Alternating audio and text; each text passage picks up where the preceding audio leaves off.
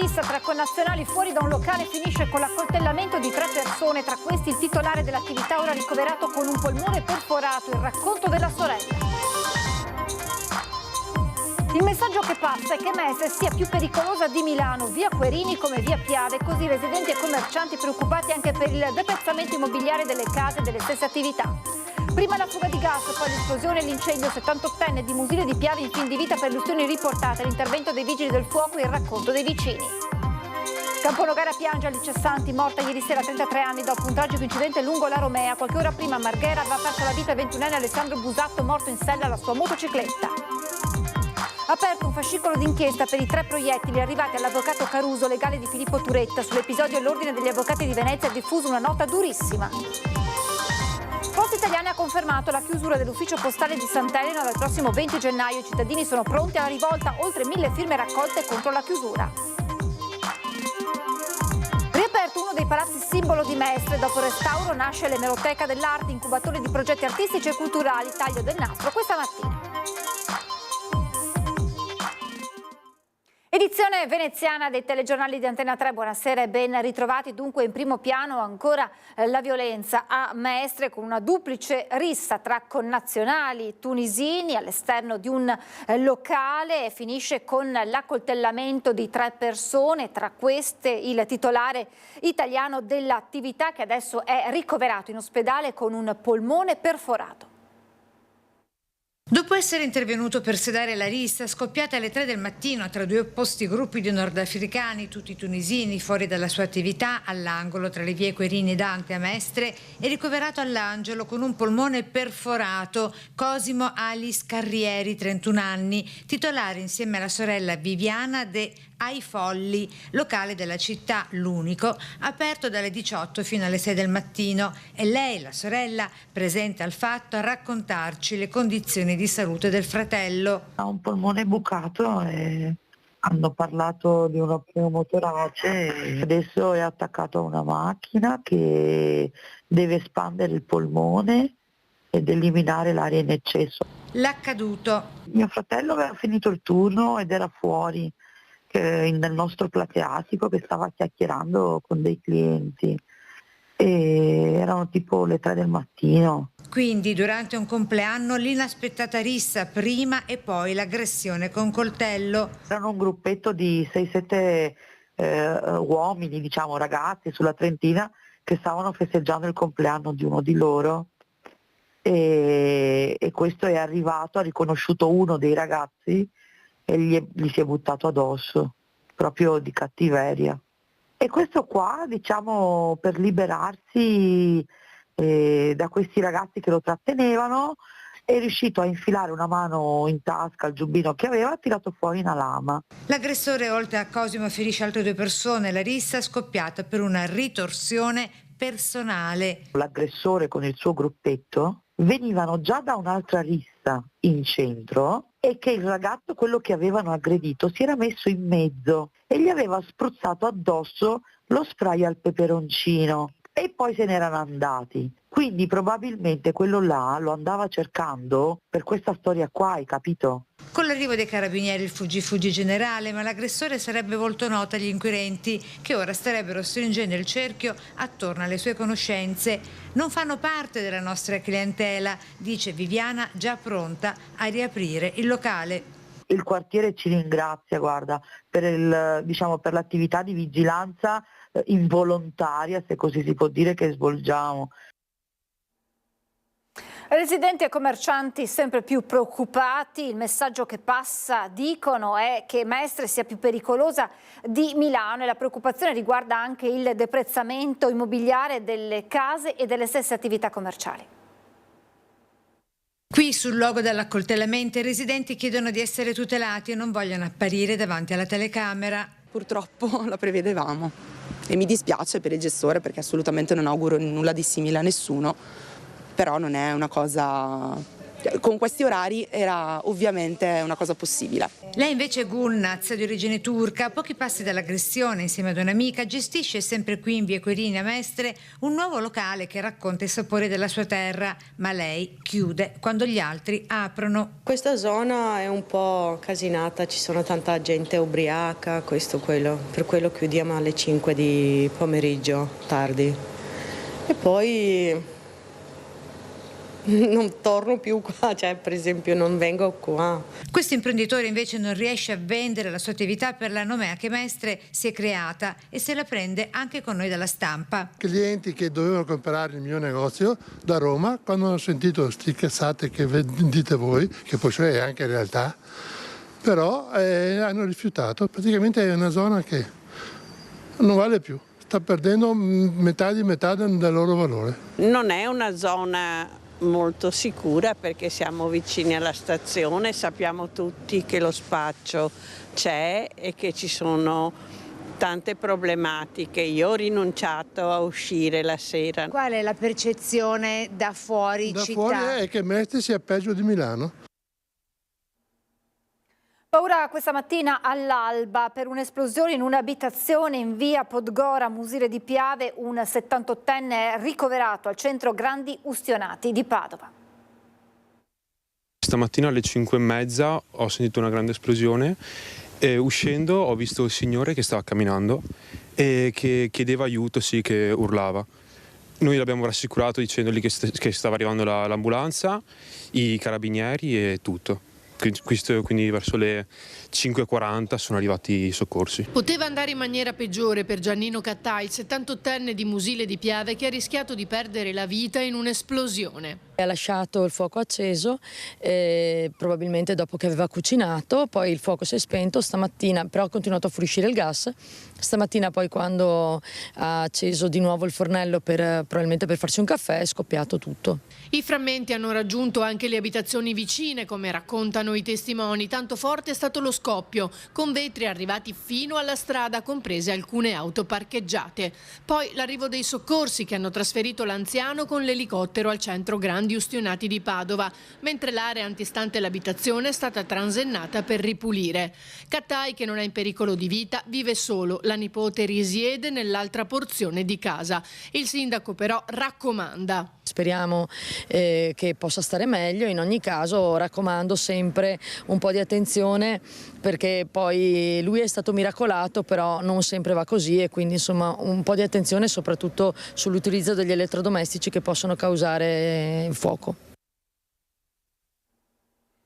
Le comunità di Marghera e Gazzera esprimono il loro cordoglio alla famiglia di Alessandro Busatto, il 21enne studente al Pacinotti di Mestre che ieri pomeriggio ha perso la vita in sella alla sua moto da cross all'altezza dell'hotel alle Torri in via Colombara a Marghera, scontrandosi con un furgoncino che sopraggiungeva dal lato opposto. Alessandro abitava con i genitori alla Gazzera, da sempre amante dei motori, le moto da cross erano la sua passione. Ultimamente aveva deciso di completare le scuole superiori con i corsi serali. E un altro tragico incidente è avvenuto a poche ore di distanza lungo la Romea, 3 le auto coinvolte e 4 i feriti. Ad avere la peggio è stata Alice Santi, 33enne di Camponogara, che non ce l'ha fatta. Aveva 33 anni Alice Santi, la ragazza che ha perso la vita nel tragico incidente avvenuto lungo la Romea a Mira. Ancora da chiarire la dinamica che ha visto coinvolte 3 auto e provocato 4 feriti non gravi, oltre alla vittima. Quello che è certo è che quando sul posto sono giunti vigili del fuoco, carabinieri e polizia locale, si sono trovati davanti uno scenario drammatico. L'auto di Alice era carambolata nel fosso e per la ragazza non c'era più nulla da fare. Un terribile destino, quello della sua famiglia. Pochi anni fa la morte del papà che lavorava come parcheggiatore a Piazzale Roma, poi la disabilità della mamma con cui Alice viveva nella loro casa di Calcroci di Camponogara e di cui si occupava, ma a sua volta lei necessitava di aiuto per alcune problematiche. Addolorato il sindaco che conosceva bene la famiglia. Abbiamo anche aiutato in passato, voglio dire, quello che potevamo fare abbiamo sempre fatto. Mi dispiace perché era già una situazione, diciamo così, precaria, un po' borderline e adesso si va aggravando ulteriormente, quindi mi dispiace moltissimo soprattutto per lei che era giovane, insomma, ma anche per la famiglia che conoscevo molto bene, anche il papà conoscevo, eravamo più o meno coetanei, capito? Quindi in paese poi ci si conosce tutti.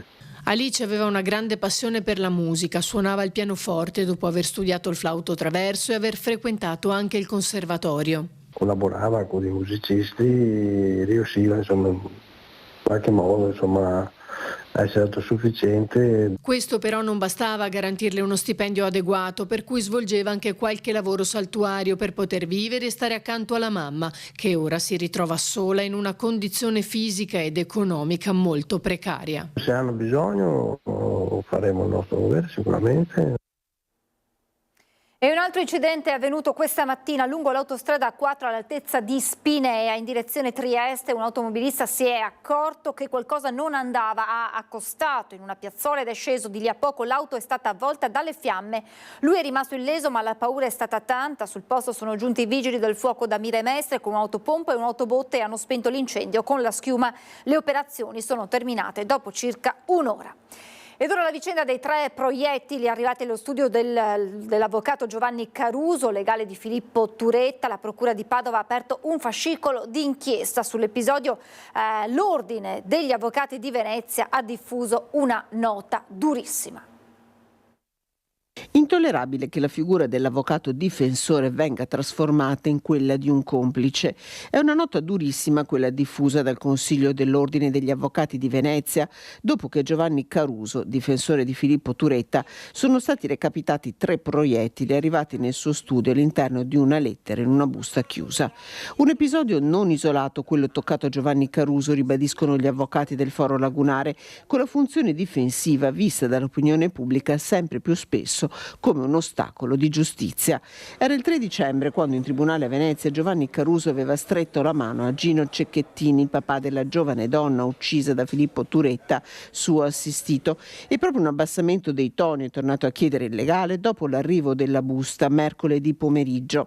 Alla richiesta ha risposto tra i primi proprio Gino Cecchettin, che ha espresso solidarietà al legale, ribadito come simili atti rischino di offuscare la serietà del lavoro che stanno portando avanti come fondazione.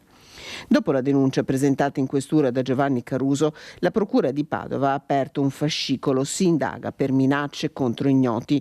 La macchina delle indagini è già partita, si cercano possibili impronte digitali sulla busta dove l'indirizzo era stato stampato, si analizzeranno anche i proiettili inseriti in un foro ritagliato sul cartoncino. Il Comitato per la Sicurezza e l'Ordine Pubblico, riunito immediatamente già mercoledì pomeriggio, aveva disposto un servizio di vigilanza a tutela del legale nei luoghi abitualmente frequentati, lo studio, l'abitazione e l'Università di Padova dove insegna.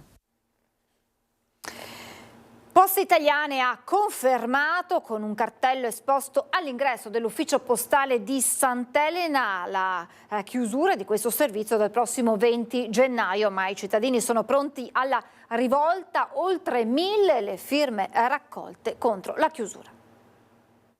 Ci sono ancora circa 40 giorni di speranza nella lotta contro il tempo per cercare di salvare e mantenere l'apertura dell'ufficio postale di Sant'Elena a Venezia. Poste Italiane ha però confermato la volontà di chiudere nell'ambito del piano di razionalizzazione e chiusura di alcuni uffici postali della provincia. Poste, con un cartello, ha infatti avvisato i cittadini che il prossimo anno, per la precisione del 20 gennaio, per trovare un ufficio postale funzionante dovranno raggiungere via Garibaldi a Castello. I residenti di Sant'Elena sono pronti a dare battaglia contro la chiusura. La raccolta di firme ha già superato le 1000 adesioni. Al loro fianco anche il delegato del sindaco alle Isole, Alessandro Scarpa Marta, anche egli residente nel Sestiere. E vogliamo ricordare tutti assieme ai cittadini che in questa zona sono molti anziani e molti disabili ed è quasi impossibile raggiungere le poste più vicine, che sono addirittura in via Garibaldi. E noi siamo qui appunto in modo democratico a chiedere a Poste Italiane, ma anche al governo appunto di aiutarci a mantenere le poste aperte. Scarpa garantisce che non sarà finita qui. No alla chiusura delle poste di Sant'Elena. I sindacati, stando alle parole di Marco D'Auria della CGIL Veneto, lamentano una totale mancanza di dialogo e ascolto da parte di Poste Italiane alle istanze del territorio. Per questo è stato annunciato da martedì 10 dicembre anche lo stato di agitazione dei lavoratori. Poste non dialoga più con nessuno e va avanti per la sua strada sulla chiusura degli uffici postali. Non dialoga con i comitati spontanei che stanno sorgendo per difendere il presidio dell'ufficio postale nel loro quartiere e nel loro comune. Ormai Poste è sempre più simile ad una multinazionale, ricerca solo il profitto. Voltiamo pagina, l'arte contemporanea trova casa nella nuova emeroteca restaurata di Mestre in Piazza Ferretto. Rinasce come una casa in centro a Mestre per dare la possibilità ai cittadini e ai giovani di poter trovare questo ambiente dove potersi esprimere. Così la presidente della Fondazione Musei Civici di Venezia, Maria Cristina Gribaudi, presenta la rinascita dell'ex emeroteca di Mestre, nuovo centro culturale per l'arte contemporanea in Piazza Ferretto. Stamattina l'inaugurazione ufficiale alla presenza del sindaco Luigi Brugnaro con la benedizione del parroco del Duomo di San Lorenzo, Don Gianni Bernardi, vicino di casa del nuovo centro culturale. Grazie al recupero degli spazi voluto e finanziato dal Comune e dalla Fondazione Musei Civici, trovano spazio 13 studi per artisti e un caffè letterario che ospiterà letture, incontri ed eventi. Mi piacerebbe che anche nel dato comunicativo passassero anche le cose belle che vengono fatte. E qui adesso abbiamo fatto l'emeroteca dell'arte e qui ci sono ragazzi sopra, ci sono 4 piani, i primi 2 sono di un caffè letterario e poi sopra ci sono i laboratori dei ragazzi, tanti giovani artisti che abbiamo selezionato con ovviamente una gara pubblica, un avviso pubblico, a cui diamo gratuitamente questi spazi per 10 mesi, loro si impegnano a essere presenti quando una volta al mese apriremo questi laboratori alla cittadinanza e i cittadini possono tranquillamente girare per le sale, chiedere all'artista che tipo di opera fa. Sono 13 gli studi per gli artisti assegnati attraverso un bando pubblico e per la gran parte riservati a giovani artisti dai 18 ai 30 anni che abbiano intrapreso un percorso artistico-culturale in Veneto. Si aggiunge così un tassello importante per la rinascita culturale di Mestre, inaugurata stamattina anche l'installazione La Coda del Leone. Stiamo proprio cercando di ampliare quello che è l'offerta culturale a Mestre. Guardandoci solo attorno, una delle cose più significative che mi colpisce molto è tutti i cataloghi che voi vedete esposti e che erano cataloghi che erano destinati a stare in un deposito. Siamo in chiusura, vi lascio alla sigla e alle previsioni del tempo. Grazie per essere stati con noi e buona serata.